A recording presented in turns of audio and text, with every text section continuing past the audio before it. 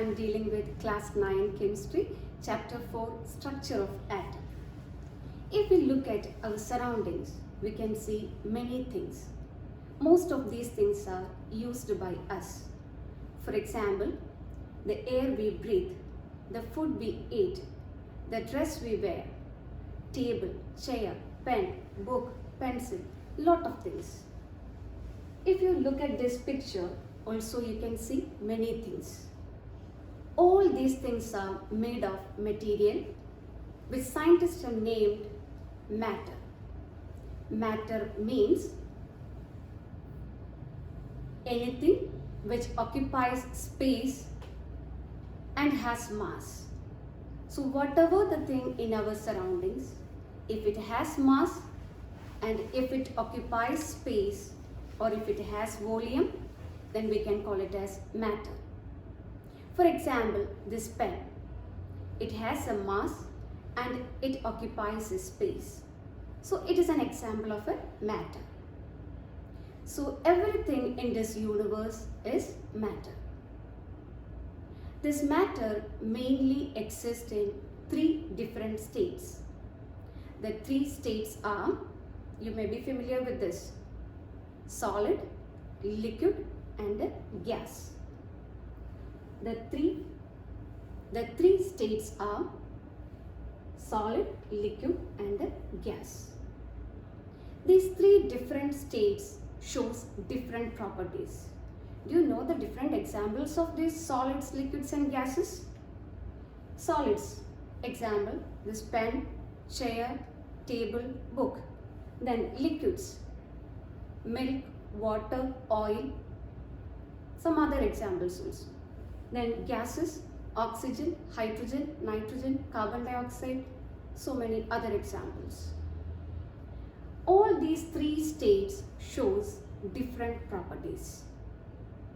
For example, if you take solid, the solid substances have fixed shape, fixed mass and fixed volume. Is this liquids have definite shape? No.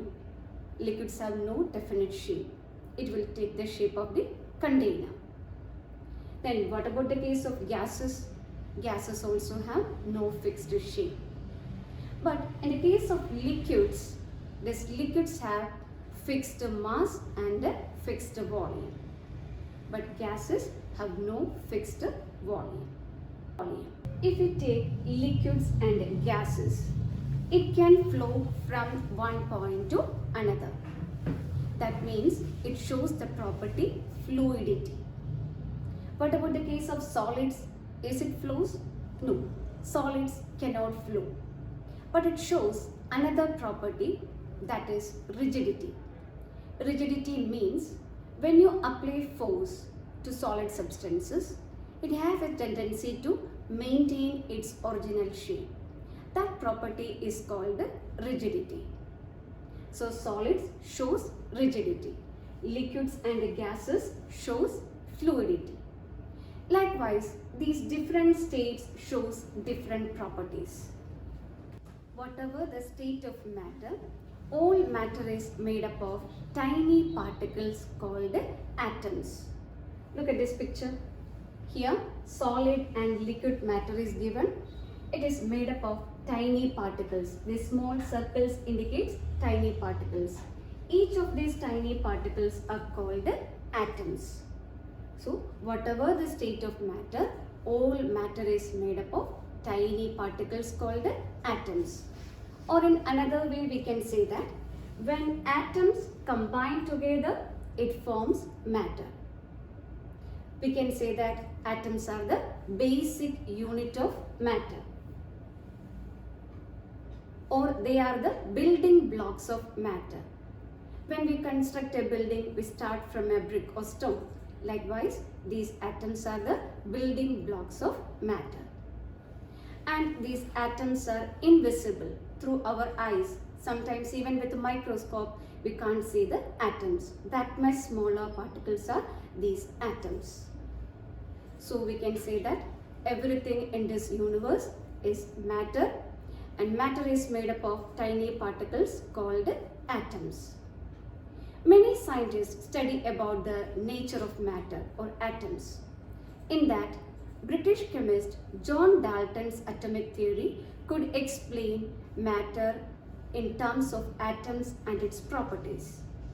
And he proposed various postulates related with this. In the first part of his postulate, he says that all the matter is made up of atoms. Atoms can neither be created nor be destroyed, and atoms cannot be divided. According to John Dalton, atoms are indivisible or indestructible. But later studies proved that atoms are divisible and it contains subatomic particles. Here we discussed only the one part of his postulate. Remaining postulates we will discuss later. Okay, so look at this point, atoms cannot be divided. That is the concept of John Dalton. But later studies proved that these atoms are divisible. One of the indication that atoms are divisible comes from the study of static electricity. You may be heard about static electricity in your lower classes.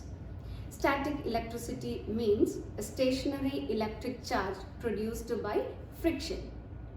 For understanding this point, we can discuss one example, that is, when we rub a comb on our dry hair, and if we bring it near to some smaller pieces of paper, what happens?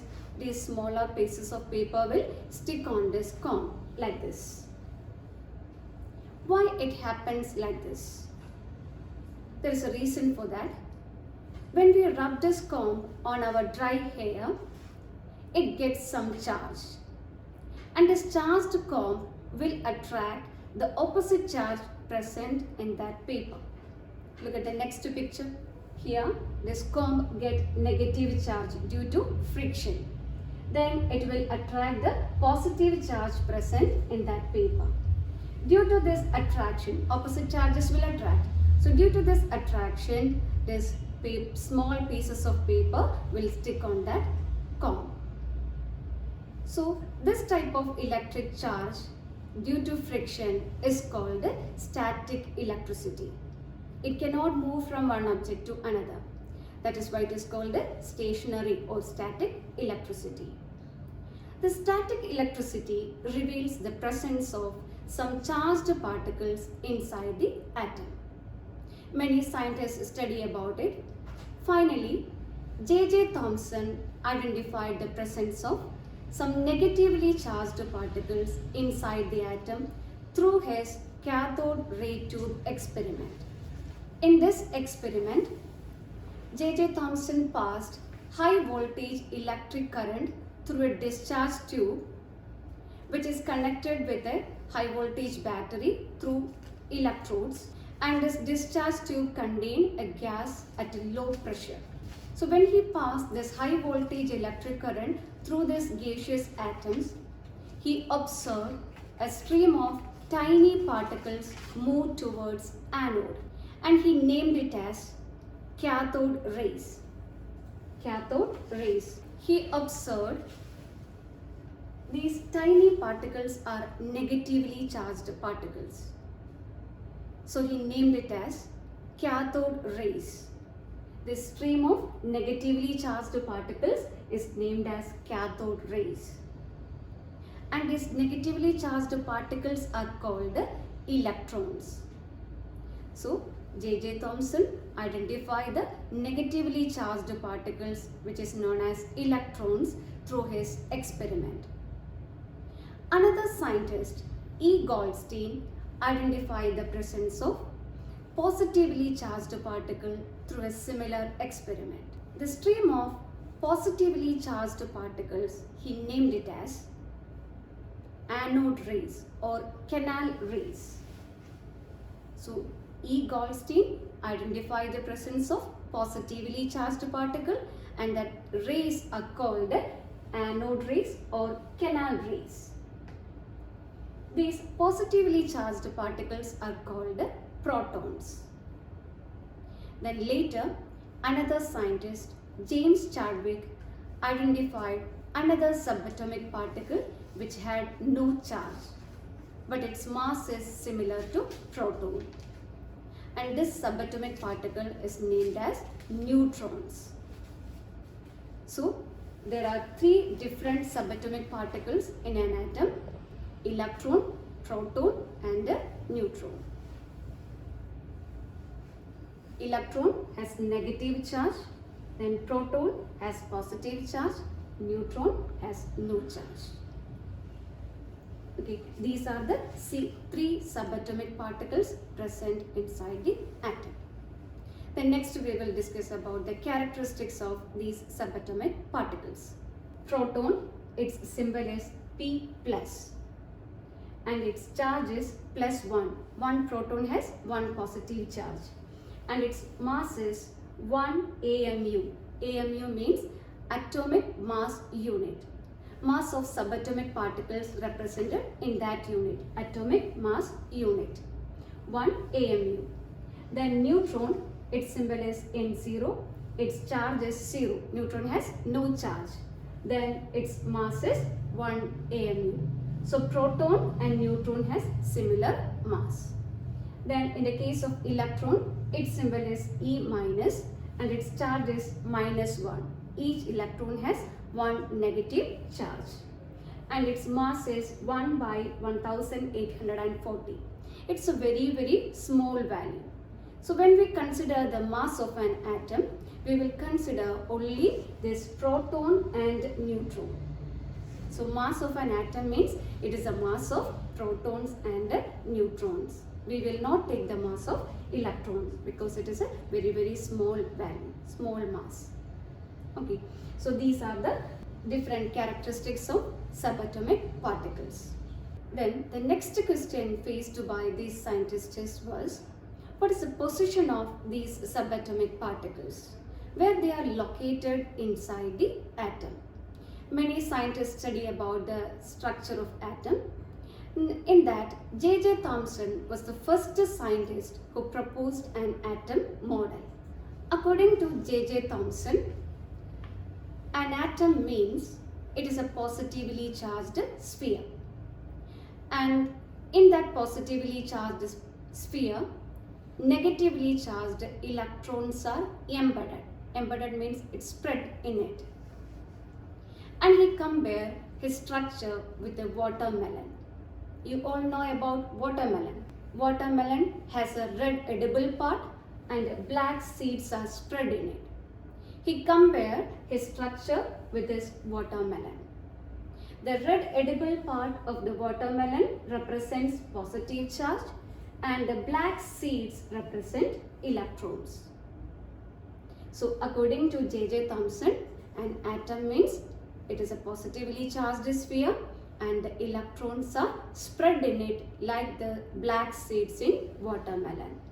The positive and negative charges in an atom are equal in magnitude, due to which an atom is electrically neutral. So according to J.J. Thomson, atom is electrically neutral, means it has no charge, because the magnitude or the quantity of positive and negative charges are equal. That is why atom is electrically neutral. So these are the points proposed by J.J. Thomson. But this model has one drawback. That is, according to J.J. Thomson, the atom is electrically neutral. The magnitude of positive and negative charges are equal. But when other scientists study about the structure of atom, the results of their experiments could not explained by this model. That means atom is electrically neutral, that's a true thing, but when other scientists study about the structure of atom, their results could not match with this model. So that is the drawback of Thomson's model. So another scientist, Rutherford, studied about the structure of atom and he proposed an atom model. And for this, he conducted one experiment. For this experiment, he used fast moving alpha particles and a thin layer of gold foil. Alpha particles means doubly charged helium ions. You may be heard about helium gas. It contains lot of helium atoms. Each helium atom contains two protons, two positively charged particles, two electrons, two negatively charged particles, and two neutrons. If any helium atom loses this two electron, then at that time it contains two protons, that means two positively charged particles. Then it can be represented as He2 plus. He means that is symbol of helium. Then it contains two positively charged particles. So when a helium atom loses its two electron, it contains two positively charged particles, and then it becomes helium ions, He2 plus ions.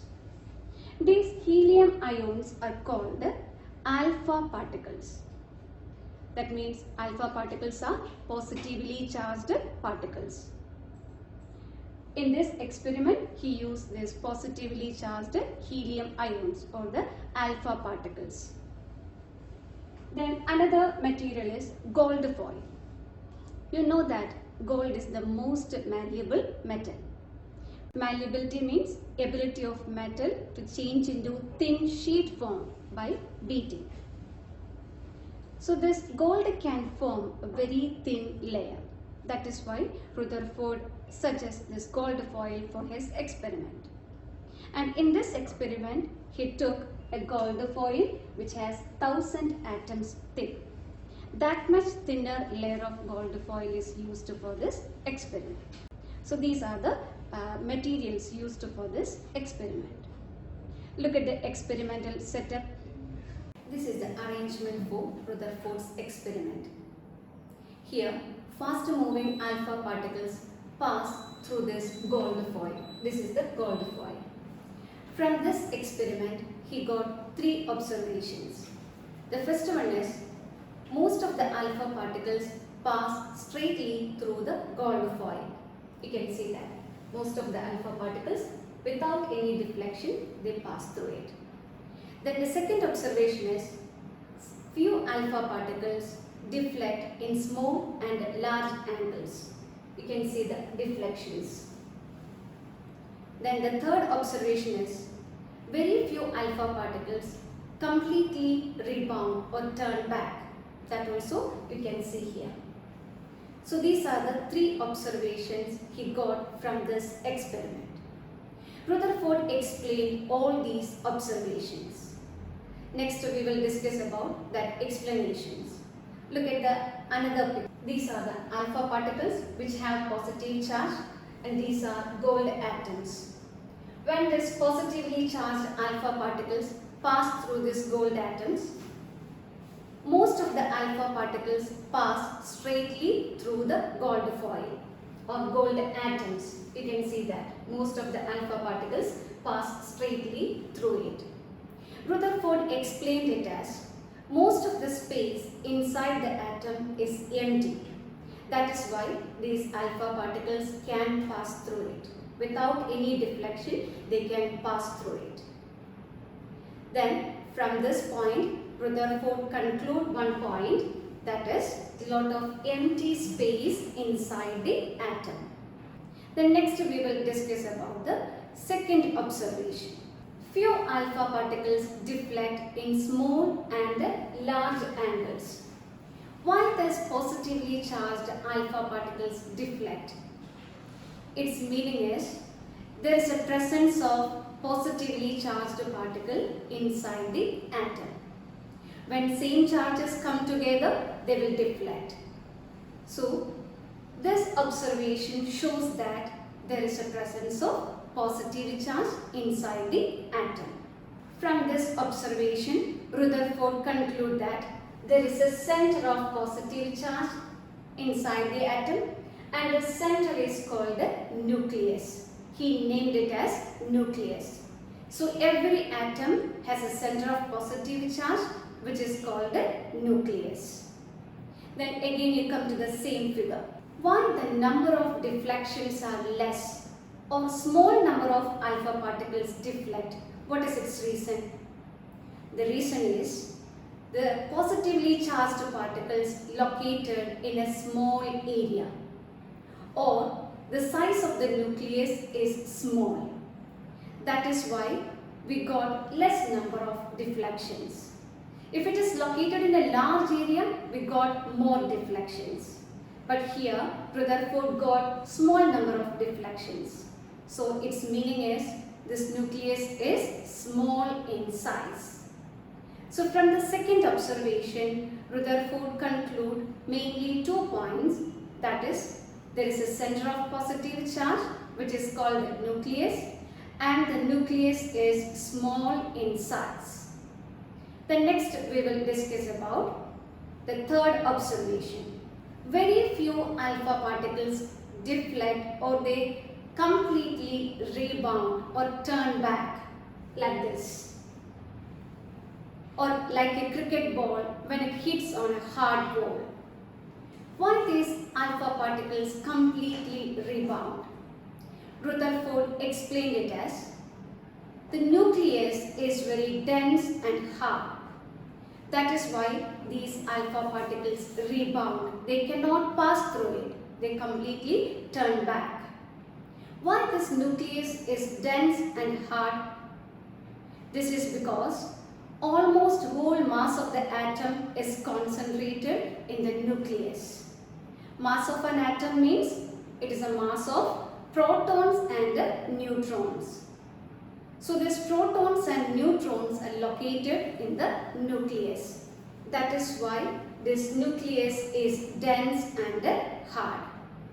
So these are the 3 observations and its explanations. By using this, Rutherford concludes some points. That there is a presence of nucleus in the atom, and this nucleus is positively charged, and it is dense and hard, and it is very small in size. So these are the points he got from the experiment. By using these things, he proposed an atom model. So next we will discuss about that. This is the atom model proposed by Rutherford, and he proposed some points related with it. That is, an atom consists of a positively charged, dense and very small nucleus which contain protons and neutrons. So this is the nucleus. It contains protons and neutrons. So now you got the position of 2 subatomic particles, protons and neutrons. They are located in the nucleus. Because of that, these protons and neutrons are called nucleons. Their position is in the nucleus, so they are called nucleons. Now you got the position of these 2 subatomic particles. Then one more subatomic particle is there, that is electrons. According to Rutherford, these electrons have some special arrangement. Next we see that. Electrons are revolving around the nucleus in a special path called orbits. So this is the orbit. The circular path is called the orbit. So electrons are rotating around the nucleus in a special path. So that is the position of electrons. Protons and neutrons are located in the nucleus, and electrons are revolving around the nucleus in a special path. Then one more point he suggested, that is, atoms are electrically neutral. That means the magnitude of positive and negative charges are equal. So the atom is electrically neutral. It has no charge. So these are the main points suggested by Rutherford. Then next we see the drawback of Rutherford's model. Rutherford could not explain the stability of the atom. He proposed that electrons are revolving around the nucleus in a special path called the orbit. But according to electromagnetic theory of physics, it says that when a charged particle undergoes accelerated motion, it will radiate energy or it will loses energy. In the case of these electrons, it has negative charge. Then when these electrons revolve around the nucleus, it undergoes accelerated motion and it will radiate energy. If it radiates energy, what happens? It forms a spiral path like this. These electrons revolve around the nucleus in this way. It forms a spiral path. Then finally it falls into the nucleus. If electrons falls into the nucleus, then what happens to the atom? It will collapse and matter cannot exist. But actually this does not happen. Atoms are stable, and when electrons rotate around the nucleus, it will not radiate energy. But these things could not be explained by Rutherford. And all these things are explained with the reason by another scientist. His name is Niels Bohr. And he proposed an atom model which is called the Bohr atom model. You will study about this Bohr atom model in another class. So we can conclude the points in this session. Everything in this universe is matter. Matter is made up of atoms. Then atom consists of subatomic particles called electrons, protons and neutrons. Electrons are negative charge, protons are positive charge and neutrons are no charge. Then we discuss the merits and demerits of Thomson's model and Rutherford's model. Then one assignment for you. We already discussed the characteristics of different states of matter. You should find out some more characteristics of these three states of matter, and you should find out how the atoms are arranged in solids, liquids and gases. You should find out the answer and write it down in your notebook. Okay, thank you.